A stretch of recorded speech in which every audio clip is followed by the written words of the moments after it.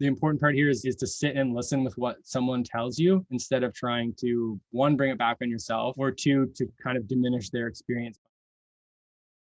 Makes it look like such a worse COVID haircut. All right, Favor, take it away. Okay. Good evening, everyone. Thank you for any and everything you had to do to make sure your schedule was clear to attend the SSU Movember Tough Talk event. We are happy you're all here to be part of this great conversation we're going to be having regarding men's physical and mental health, okay? So this will also be an opportunity for all genders, sex, and unique identities to benefit from a conversation regarding mental and physical health.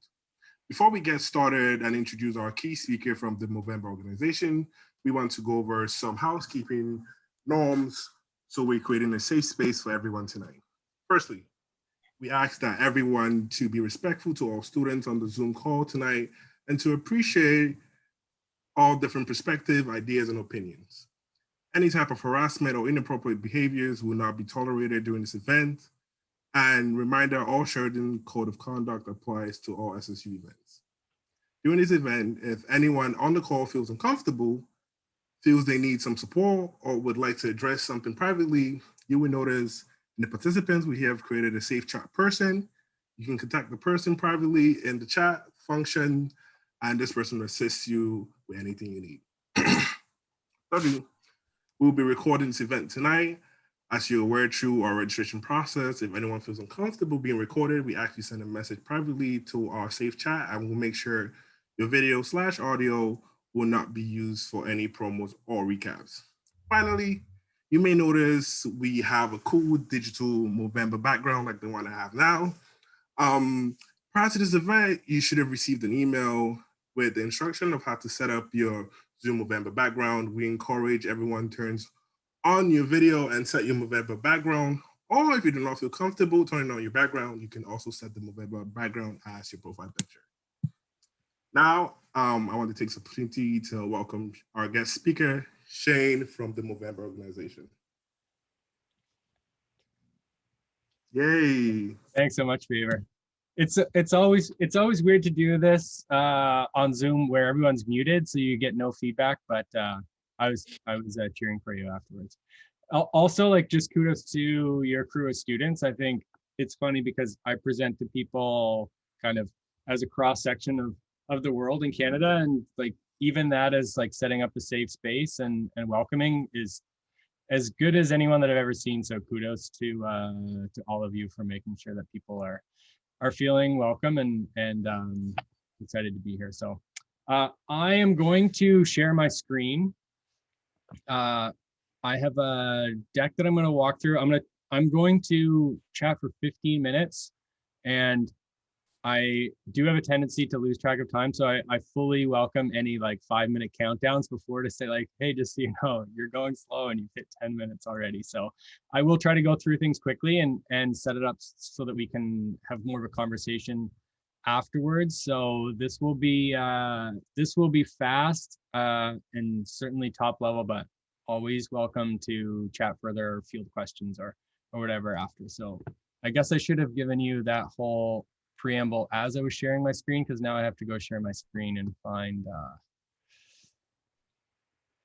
the right window on my end.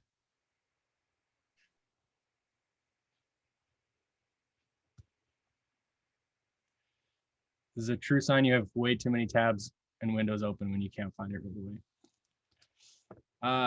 So actually, I'm gonna redo that again. So I just share a portion of my screen so you don't have to look at everything.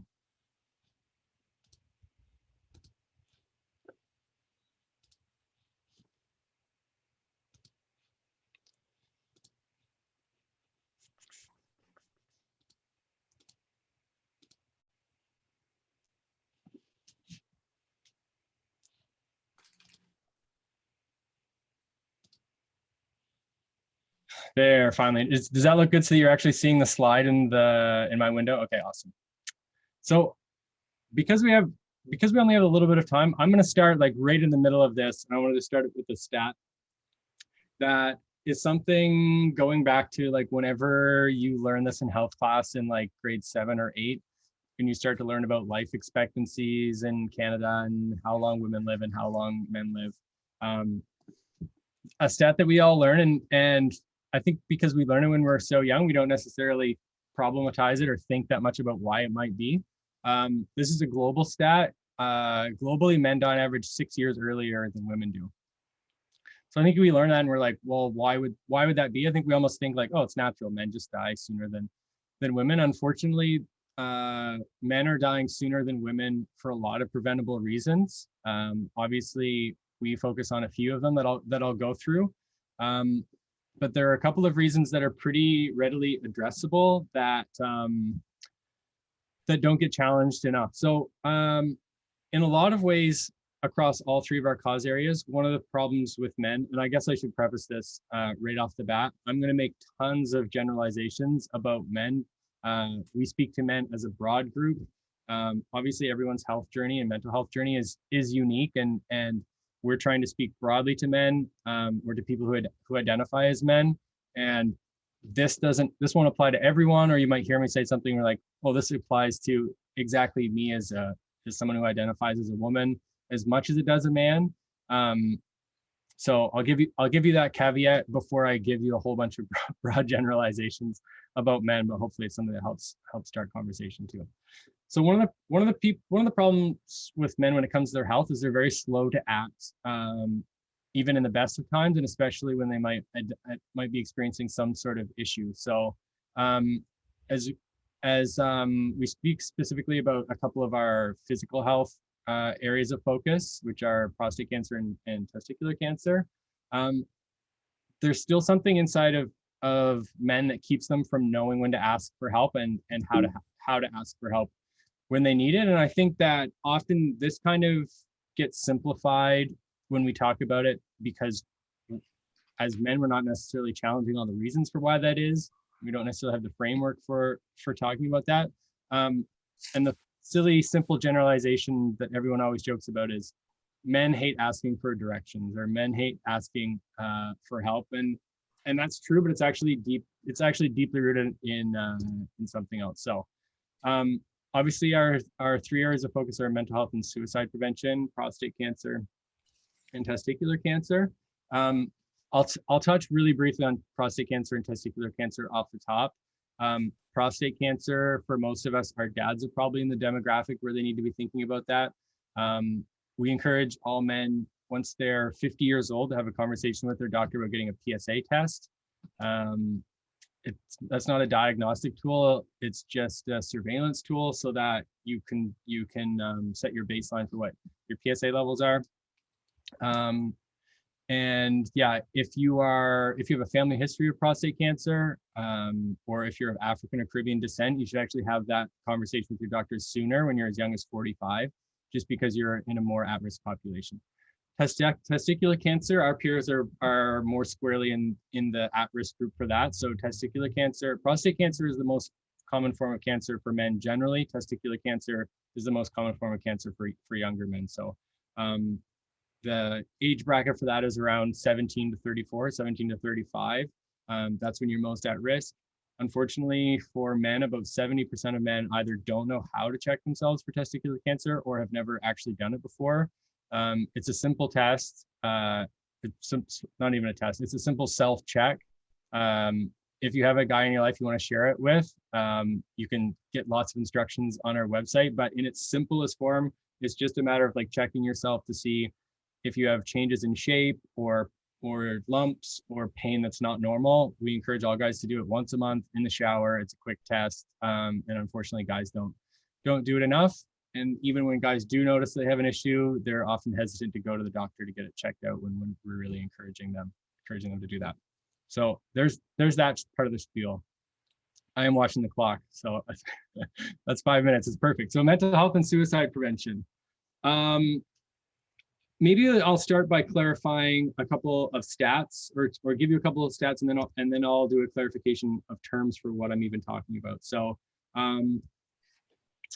mental health in Canada, men men don't experience mental health issues at rates any higher than women. In fact, it's actually the opposite. Women experience mental health issues at rates slightly higher than men do.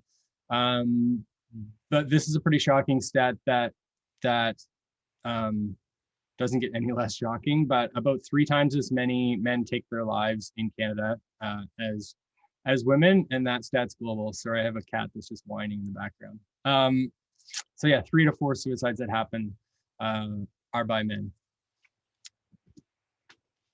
And globally, for men who between the ages of 15 and 29, suicide is the leading cause of death. So yeah, if I was to put this to a poll and say, what do you think most young men die from or guys die from? It'd be a very morbid poll, but likely people wouldn't be saying suicide. They'd be saying accidents or some form of cancer. So, like I said, I would like to clarify just some of the terms. I'm going to let this cat in because he won't stop. Sorry. Yeah, one of the bits of misunderstanding once it comes to mental health is there's kind of a confusion of terms around mental health and mental illness. So too often when people are talking about what mental health is, they go to the extreme of the spectrum of mental health and they're thinking of mental illness as opposed to mental health that affects every single one of us. And it's something that, again, because we aren't necessarily taught about it as we're growing up, I think that's something that is certainly improving. But we spend so much time in school learning about our physical health and learning about nutrition and learning about sexual health, depending on what part of the country you're from, that might be better or worse, what your education is around sexual health. But with mental health, especially, it's just something that, because from a young age, we aren't taught the framework for how to deal with it, then that becomes a real challenge once we're older. And that's especially the case, with guys, and I'll talk about a little bit about that on the next slide. So I think an important question when it comes to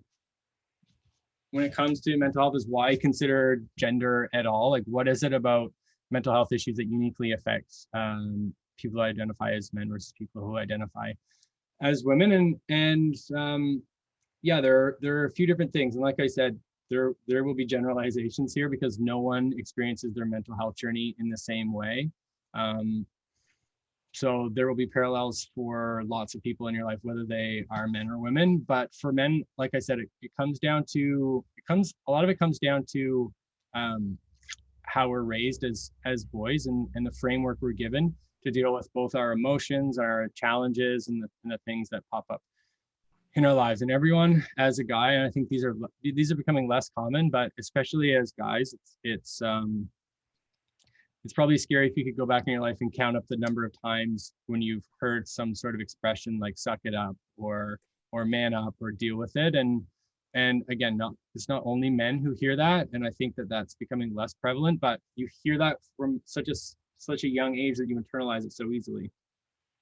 So from that standpoint, that's part of the reason why guys internalize this idea that they should be problem solvers and they should be able to fix their problems on their own, because they turn that in on themselves. And everyone likes to think of themselves as independent.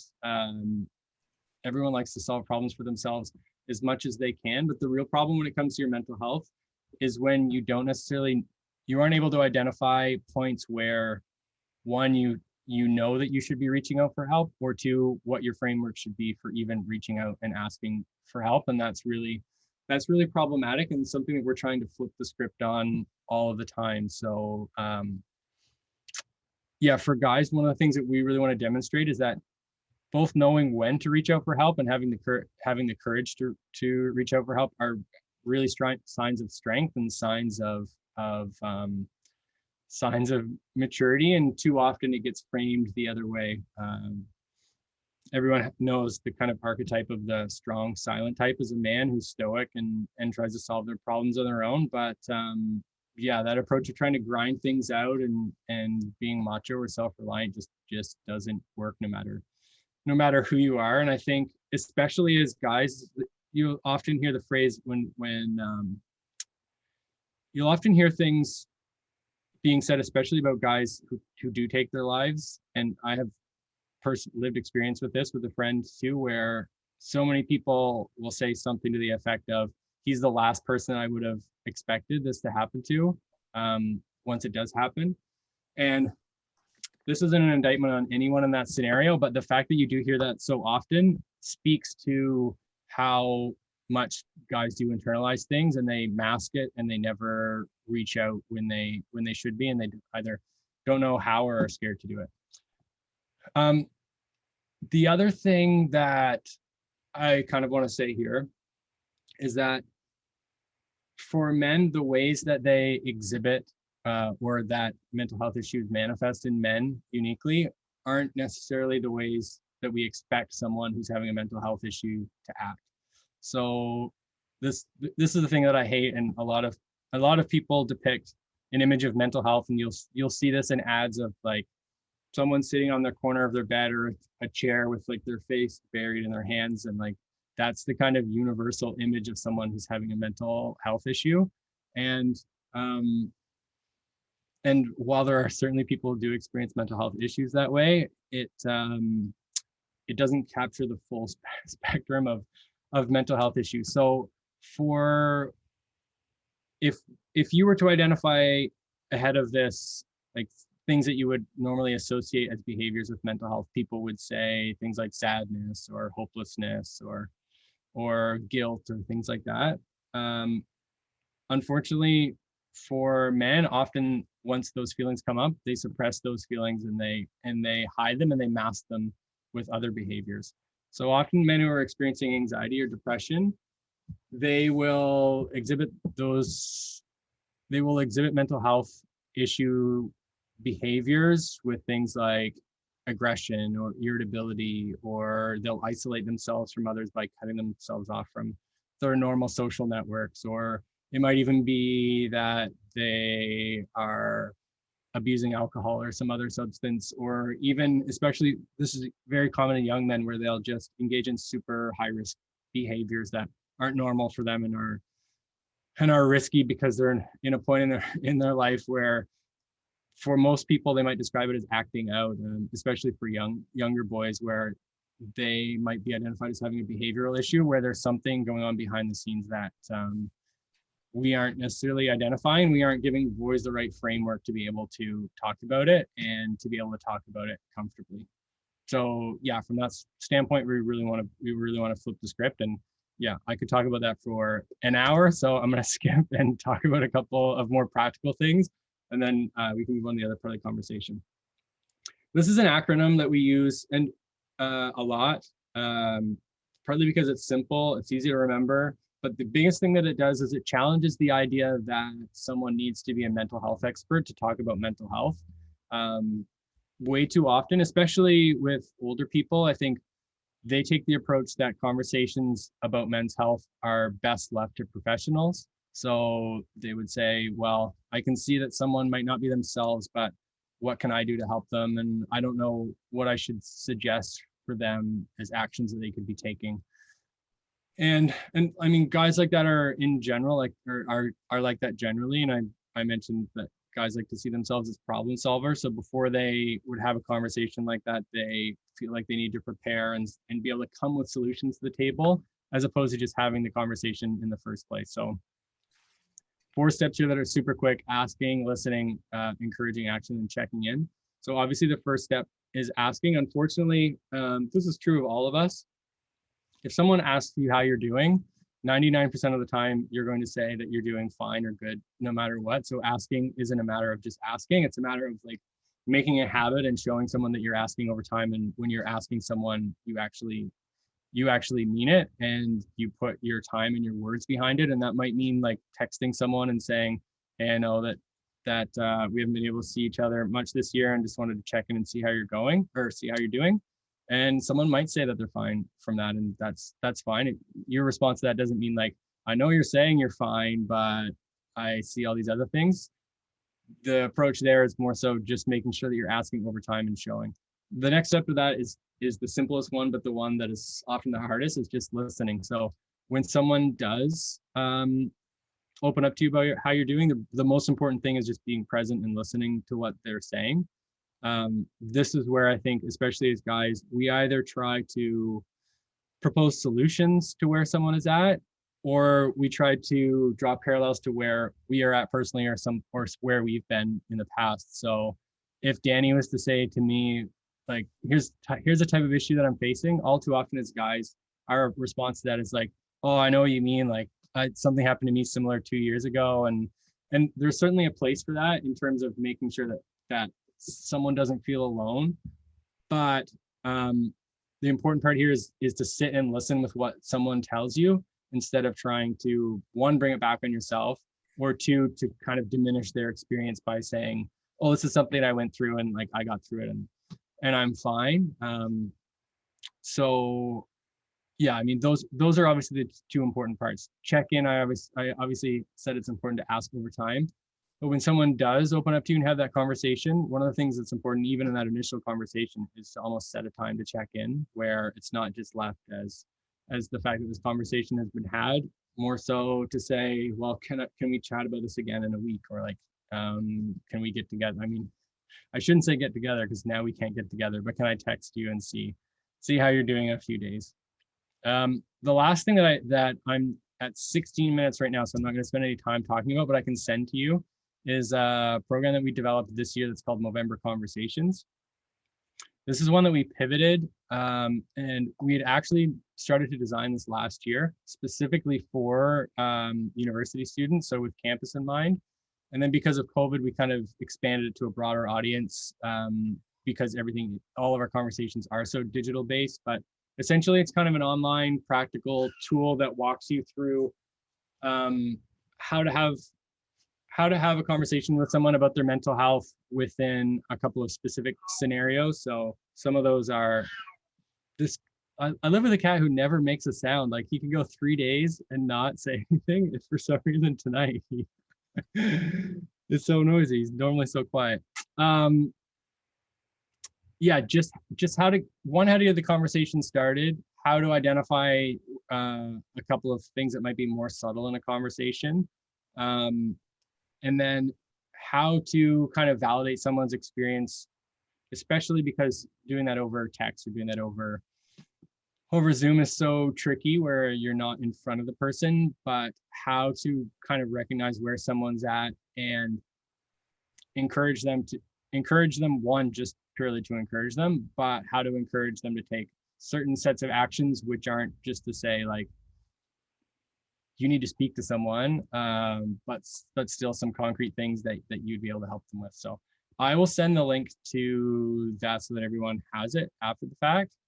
I think for now that's the main stuff that I'll share from my deck. But yeah, I'll hand it back to you.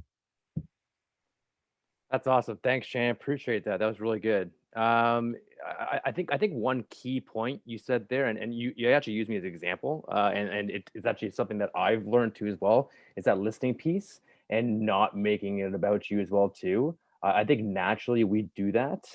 We want to compare, we want to contrast. It helps us feel more comfortable, and supporting someone like that too as well. So I think you nailed it on the spot, like really just listening and even taking the time to let silence do its thing too as well, if you have to be too. You got to remember that person talking to you, you don't know how hard it was for that person that you open up to you, tell a story, and as soon as you start comparing, making it about you, it just loses it. So that was a really big point for me in your presentation. And before we kind of jump into our trivia and more of our more funner activity, is any thoughts on that presentation? Does anyone want to share any thoughts or share any kind of big points that they kind of got out of that? And if you don't feel comfortable talking on your mic, you could also express it on the chat box too as well.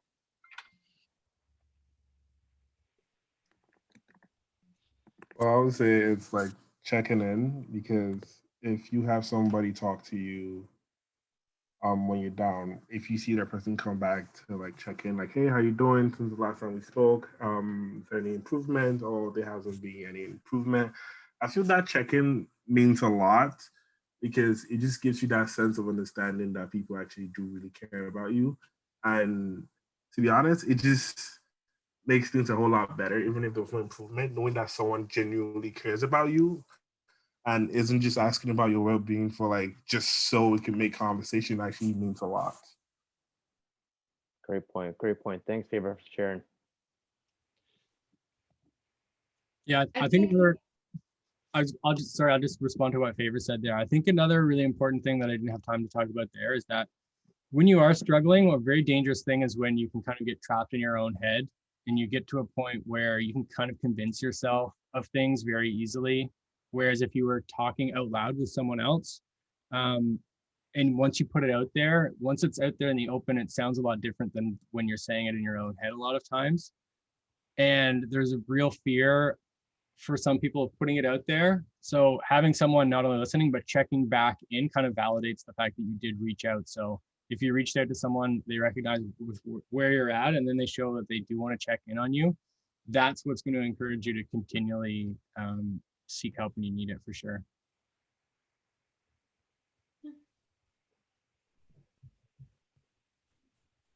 I was just going to say that I personally learned a lot from your presentation, just because as women, we don't obviously have, like, we don't know all the statistics. We don't know everything that men go through in their health process. So I think getting a little bit of information or a little bit of stats that you provided with, and then we can take that back into our relationships or our brothers or dads or whatever, and even just check in on them and just know that they even have someone from the opposite gender that's looking out for them as well. So yeah, that was really cool to listen to. Awesome. I also want to give a big shout out to Noof here on the chat here. I know he's been making some comments on the side, such as, try not to minimize mental health issues. Also things like, be a man, don't show emotions. I think those are some examples he wanted to share, maybe some of the stigmas we get as men as well too. So thank you so much for sharing those comments too as well. We appreciate that. All right, so Abby, we're gonna get Abby to kind of start our little fun trivia section, and then we're gonna kind of end off on kind of a cool word art activity. But we'll have some fun for the next 5-10 minutes here. So Abby, you can maybe Abby, what you can do first is share the link in the chat box, and then you can share your screen. Yeah, for sure. Okay, yeah, so we're gonna do a trivia on this topic. So I'm just gonna send the link in the chat and should be good. All right. Let us know in the chat if it's working for you, or you can like unmute. Let us know how it's working. Oh, wait, wrong link. Okay.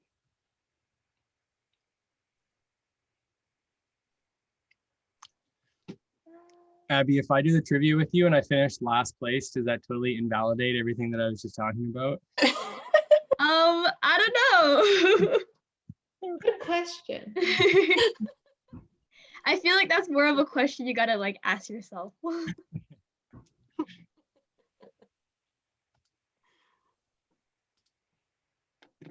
Okay, well, let us know if it works. For me, Been been working. Thanks, Abby.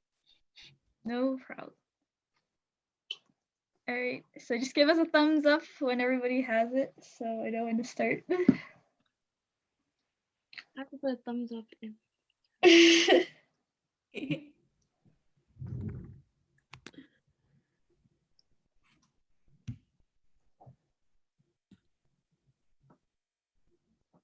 Okay, I'm just gonna start it. Can you guys see the first question? Not yet. Okay, let's see. You just have to click the clock, Abby. Oh, okay, start countdown. All right, do you guys see it? There's a 5-second countdown. Let's go. There's a 5-second. Okay, So which excited. dinosaur, when translated from Latin, means swift romper? No, wait, no. Which Wrong dinosaur was question. translated? I'm so confused. Gotta type your answer, guys. I have no idea. I was random. Yeah, right? Favorite question, everybody. Okay, next I was question. very confident that you guys would all get it. In a deck of cards, which is the only king without a mustache? What? I don't even know Wait. who had mustaches. I'm so confused. I don't know. Makes you Pick think. your answers in, people. I don't know the answers to this either. Wow, learning so much. All right, next question. In which U.S. city did Conor McGregor take on Floyd Mayweather in August 2017? Oh my goodness. This is not gonna end well. This is not going well for me, guys. I Next we put the link I question. forgot. The average mustache has how many hairs? Ooh, this is interesting. What? Shane, do you know this? This What is is hard. this? I think I've Who seen made this this? before, but I can't remember it.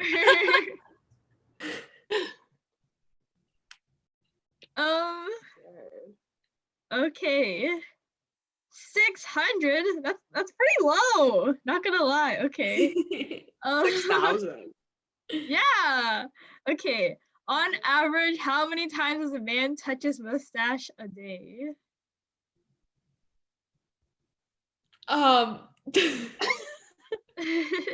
This is an argument. Does it count if you touch it and you're rubbing it at 1, 2, 3? Or is it One 1 count? down, 2, 5 hours? What's the Is it answer? smaller? What? This is so crazy. If I It's so touch my high. mustache with my pen, does that It's count? 760. What? A What? day? Excuse me? Yeah, we don't know if it's a day or it's a month or it's annually. It's debatable. Is that It's a day. before- I I'm looked it up. confused. Okay, Before or well, after next COVID? question. All right. In which movies does John C. Riley have a mustache? Who is that? Not Step Brothers. Wait, I think it's more than one, guys. It's a multiple choice, so you gotta pick a few of them. Was it A? Yeah, more than one answer. There's like, oh, is it multiple? The Yeah, Daniels? there's more Well, than I one selected one. answer. I didn't read that right.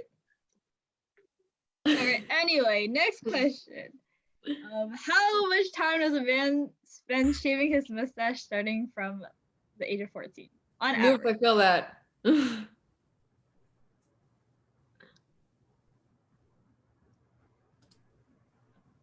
Start asking men some more serious questions. What? How are there two right answers? Icebreaker. Well, Okay, what was there's the like answer? two correct answers for this. What was it? What? What was It's it? like 5 and 8 months. I guess like 5 to 8 months. I haven't gotten any of these right. Sorry, I think it was a mistake. I know the answer, but All right. I'll say What later. is the annual World Beard and Mustache Championship held? Oh, Germany Oh, for this makes sure. sense. Yeah, For the sure, answer Germany. makes sense. Oh, crowd. Good one. That was a good one. All right. Mustaches have been around for a very long time. The oldest artifact portraying a mustache was from when?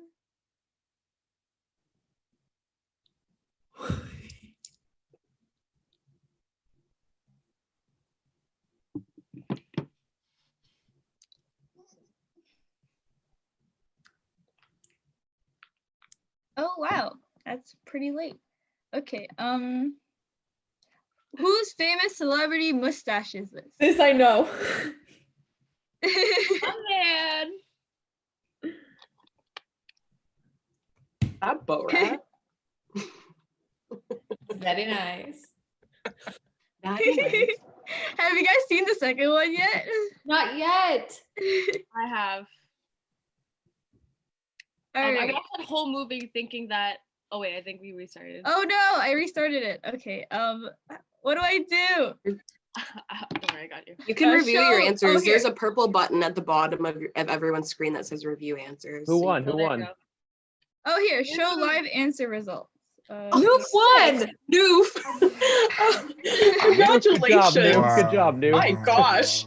dominated everyone. Wow, Shane, you That were was second. You don't have to rethink everything. Congratulations. And Danny at the bottom. Yeah, I stopped participating. I already know all the answers, so I didn't want to take the glory Okay, there. Danny.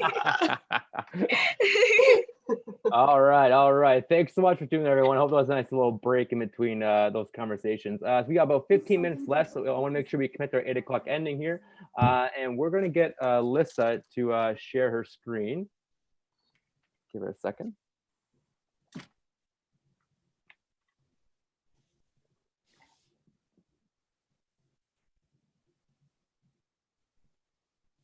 Beauty. All right. So my SLCs might recognize this activity we did at the beginning of the year. But essentially, we're going to create a really cool word art piece. And it's essentially going to evolve around the term Movember. And we're going to chat about some stigmas and why are the stigmas, why they exist. But more importantly, we're going to chat about what are the things, what is the key words that we want to kind of share and say to really kind of create that safe space within our sharing community. So people, well, men specifically for this kind of conversation, but not just men, all genders, sexes, and identities within the shared community feel safe and feel that they can reach out for help or reach out for assistance or check on your friends too as well. So if we start off obviously with the main word Movember, if I was asked the question, what are some maybe well-known stigmas towards men's mental health? What are the first things that kind of come to mind?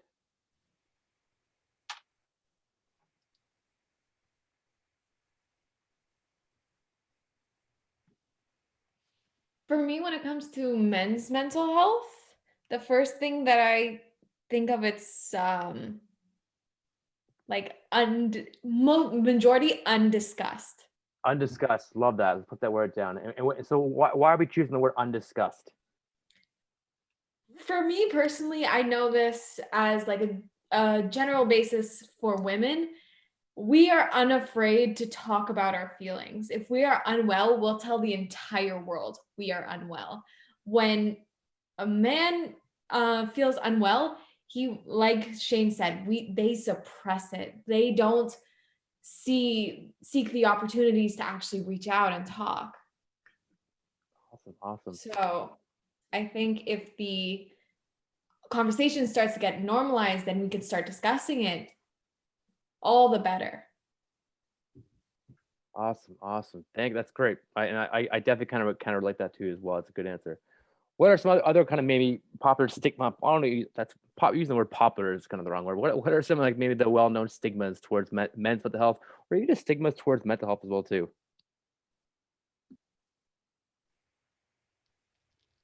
Weakness. That's a big one. And why weakness, Lex? What's your opinion? I don't think it's even specifically men. I think it's just everyone in general. If there's something that you think is wrong with you, it just automatically comes to you as like a weakness that someone else can portray back to you. So no one wants to talk about the things that are bothering them. So it becomes a weakness when it could actually become a strength, and you could actually impact people and help people through your knowledge. So I like that. Yeah. And I was also going to use the word macho. Macho, yeah, I like that too as well. Let's write that down. And that's a good word. Like, why macho? Why would you choose macho? It's kind of the same thing that Shane said, like the whole manly aspect, like be a man, like men don't have to deal with certain things and you just have to suck it up and be macho about it, but that's not necessarily true, right? Great point. Yeah. What are some other maybe well-known stigmas towards men's mental health or just mental health in general?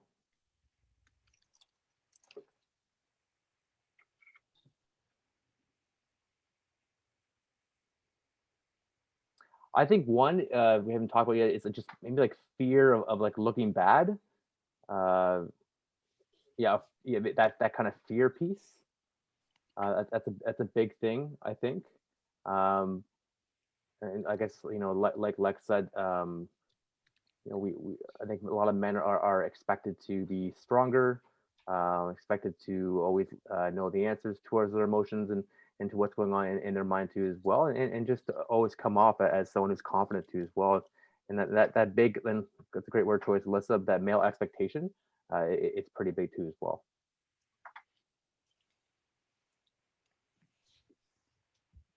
I would say like a normal society standards, because you tend to see um people have this society standards where men don't show emotions, men do not cry, men do not talk about their feelings. If you talk about your feelings, you're labeled as a girl, or you know. But like, it's not so. Men do have feelings, men do cry, men do show emotions, but there's this weird society expectation that men don't show anything.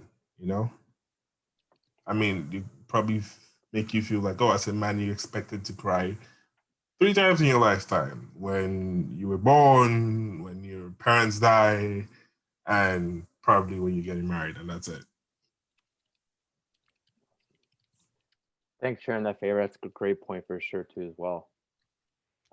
And also, Favor, to make the point, like, when we do maybe show that we cry, and when we do show emotion, when we do show maybe that weakness, that leads to sometimes, that leads to people to stop trusting that individual for some reason.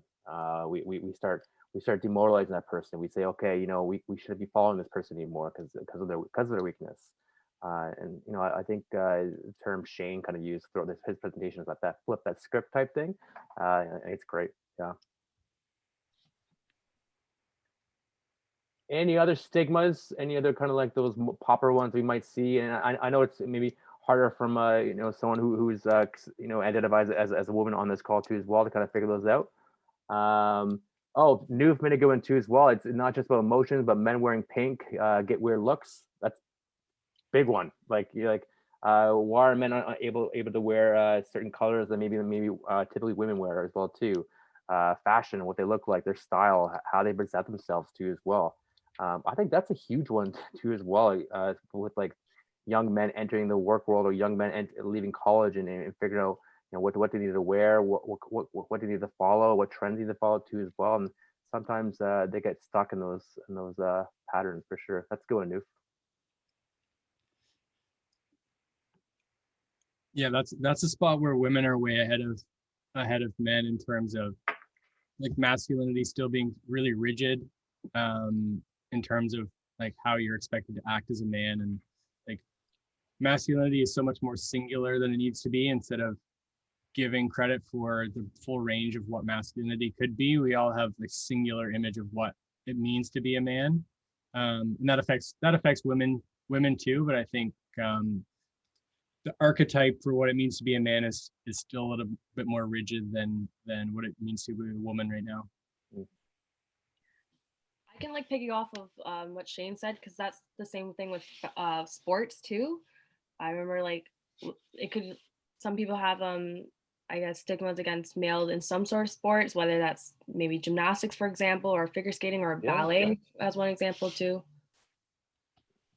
I think also the other thing would be that men are not sensitive, or they are not supposed to be vulnerable to things, which also goes down to every men being more macho, or having like a set of expectations that they're not supposed to be vulnerable or sensitive towards things.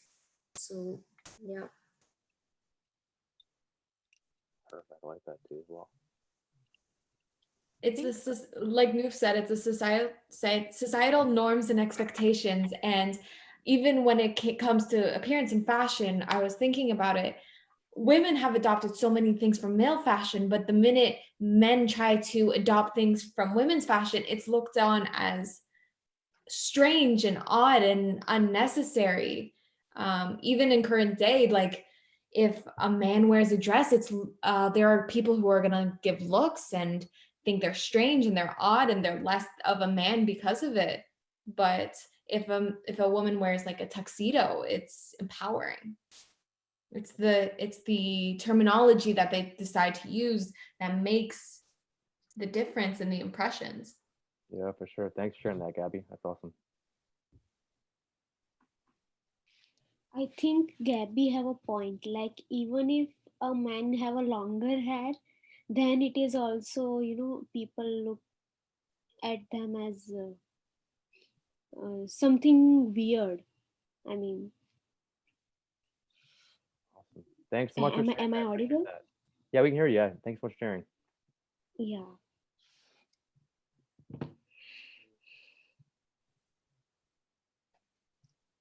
Any other well-known stigmas, well-known towards mental health or men's mental health, or things we want to add to our word art here? Just had a thought that I think sometimes I think we're making strides in talking about mental health and men's mental health. I think Movember's come a long way, and like if you think back even like 10 years ago, right? It's something that we really look forward to each year to kind of continue that conversation. But I think Shane, you talked on this a bit, but even if men are maybe acknowledging that they're having impacts to their mental health or acknowledging mental illness, sometimes the connecting to support, or there's still maybe a bit of a disconnect with that, or even the thought that like I can be supported, right? Like the supports can actually be beneficial to me or provide me with kind of direction in moving forward. So I think that's something that we can continue the conversation on. Awesome. Aaron, thanks so much for sharing that. I really appreciate that. And I think that's a perfect pivot to our next piece here. We're going to keep continuing this word art. And next piece I really want you guys to contribute here is what are those? And I always like to ask for words and phrases, and then after those words and phrases, I'm going to essentially ask, why you chose that word, why you chose that phrase. But what are if we want to be supporting allies or supporting peers, and we want to make sure that we come off approachable to our male counterparts or anyone really, essentially. What are some things that we need to make sure we're showing and expressing, and what are some things we need to make sure we're doing to kind of create that safe space? I think for me, first thing would be even when you're kidding, you wouldn't use phrases like, oh, come on, man up. Oh, come on, it's okay. You're just a guy. This happens. Something like that. Because I know we don't mean it always when we say it, but still, it somewhere kind of gets in the head that, oh, okay, maybe I'm not supposed to share this with my friends, or maybe this is just a guy's thing. So, not using those vocab even when you're just talking to each other. Yeah, so I'm hearing language, like specific language is a big thing. Like that's great, Nishi. Awesome. I believe creating an attitude where it just overwhelmingly feels like it's judgment free, that if they wanted to express something, they don't have the fear of being ridiculed or teased afterwards. Awesome. Active listening as well, because there's listening and then there's actively listening to someone. And people can tell a difference, and that's why they don't want to further explain what's going on. But to touch on that too, in the chat, Noof is saying inclusion, awareness, and not minimizing any experience / feeling as well. Awesome. Thanks, Lex, for giving us a show at the Noof here. Appreciate that. Any other words we want to share or things we want to do to make sure we're creating that safe space? Things we want to make sure we're showing to our counterparts? I would say validating feelings. How you take someone's feelings into account should be visible, but at the same time be real and not be fake. Empathy is a huge deal, and also just creating a safe space for people to open up to you and able to talk about whatever they are going through in general. Awesome. Thanks, Favor, for sharing.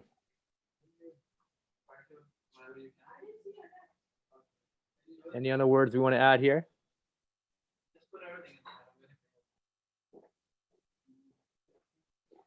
Great. And I think it may just a list. Can we just add the word empathy?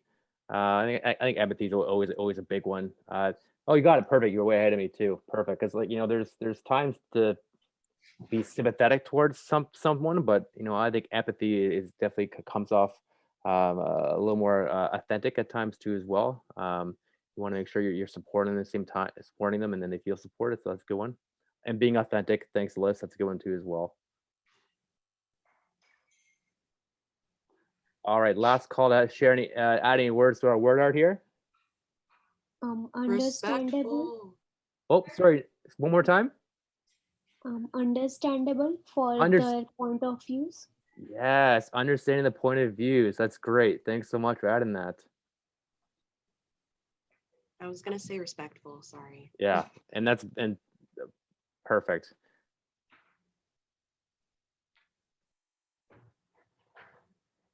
All right, so Liz, if we can kind of generate this cloud here and see what we kind of came up with here. Whoop, whoop. Awesome. Great. So yeah, so we got a bit of everything here. We got some of the male sigmas towards mental health. We got some of the words and phrases we can do to kind of create that safe space too as well. So what we're gonna do, we're gonna save this kind of word art, and first thing tomorrow morning, we're gonna send this out to everyone who participated in this phone call. And in that email too as well, we're also gonna send some really cool resources around first of all around what the Movember campaign and the organization they offer, but also more importantly the resources within our own Sheridan community as well too. Something that you guys can definitely grab onto. And I think what lastly too is I think the best thing you can do to be a good ally, a good support person, is be prepared to give your friends some concrete direction when they do come to you for anything.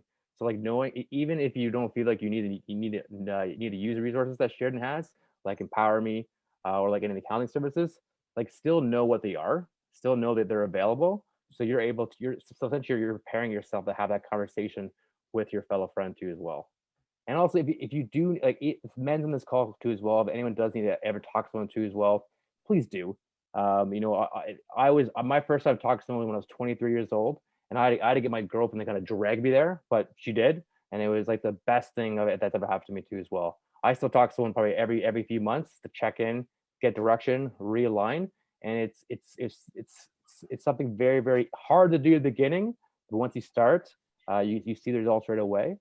So I definitely encourage you guys to do that too as well. And I think you guys all have some pretty cool friends and support systems to do that too as well. But any other final thoughts on the Movember talk here? Danny, we have a video that's coming out tomorrow. That's about a guy who's a student out west. I just put the link in the chat. You can send it around with your stuff tomorrow. Yeah. If you Will do.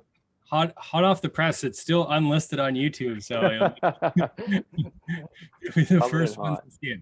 But yeah, so good, and like it touches on so many things that we just talked about today. Is this guy who's like kind of fits the perfect archetype of what it means to be a guy, but still was experiencing a lot of issues in his journey through it. So yeah, he's so good. Awesome. Thanks for that, Shane. All right. Well, Faber, big shout out to you for our introduction. Thanks so much. Abby, thanks for hosting that trivia for us. I appreciate that. Lex, thanks for the safe chat. Gabby, thanks so much for connecting us with Shane. And then Shane, thanks so much for taking the time and coming with our Movember Talk here. It was great to have you here and actually have a solid deck to show everyone too as well. Again, check your email first thing tomorrow morning. And if you do have any questions or concerns, please feel free to reach out to us, and enjoy the rest of your evening. And thanks for your time, you guys. We much appreciate it.